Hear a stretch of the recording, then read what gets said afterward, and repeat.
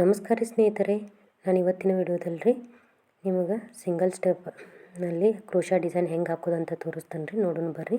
ನಾನಿಲ್ಲಿ ಲೇಸಿಗೆ 6 ದಾರನ ತೊಗೊಂಡು ನಾಟ್ ಹಾಕೋತಾ ಇದ್ದೀನಿ. ಸ್ಟಾರ್ಟಿಂಗಲ್ಲಿ 2 ಸಿಂಗಲ್ ಕ್ರೋಶಾ ಹಾಕ್ಕೊಂಡು 5 ಚೈನ್ ಹಾಕೋತಾ ಇದ್ದೀನಿ. 5 ಚೈನ್ ಹಾಕ್ಕೊಂಡು ನಾನು ಲೇಸಿಗೆ ಲಾಕ್ ಮಾಡ್ಕೊಂಡು ಒಂದು ಬೀಡನ್ನು ಹಾಕೋತಾ ಇದ್ದೀನಿ. ಇಲ್ಲಿ 1 mm ಬೀಡನ್ನು ತೊಗೊಂಡಿದ್ದೀನಿ.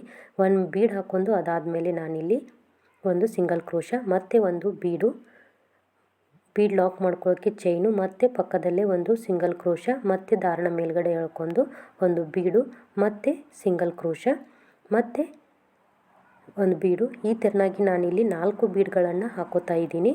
4 ಬೀಡ್ ಹಾಕ್ಕೊಂಡು ಒಂದು ಸಿಂಗಲ್ ಕ್ರೋಶಾ ಬೀಡ್ ಹಾಕೊಂಡ್ಮೇಲೆ ಪ್ರತಿ ಬೀಡಿಗೂ ನಾನು ಲಾಕ್ ಮಾಡ್ಕೋತಾ ಇದ್ದೀನಿ.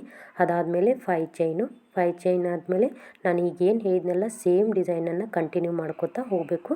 ಇದು ಸಿಂಪಲ್ ಡಿಸೈನ್ ಇದೆ. ನಿಮಗೆ ಈ ಪೂರ್ತಿ ವಿಡಿಯೋ ಲಿಂಕ್ ಬೇಕಾದರೆ ಡಿಸ್ಕ್ರಿಪ್ಷನ್ ಬಾಕ್ಸ್ನಲ್ಲಿ ಕೊಟ್ಟಿರ್ತೀನಿ. ವಿಡಿಯೋನ ಒಂದು ಸಾರಿ ಚೆಕ್ ಮಾಡಿ. ಪೂರ್ತಿ ಆದಮೇಲೆ ಡಿಸೈನ್ ಈ ಥರನಾಗಿ ಕಾಣಿಸುತ್ತೆ. ವಿಡಿಯೋ ಇಷ್ಟ ಆದರೆ ಪ್ಲೀಸ್ ಲೈಕ್ ಮಾಡಿ, ಶೇರ್ ಮಾಡಿ, ಕಮೆಂಟ್ ಮಾಡಿ. Thank you.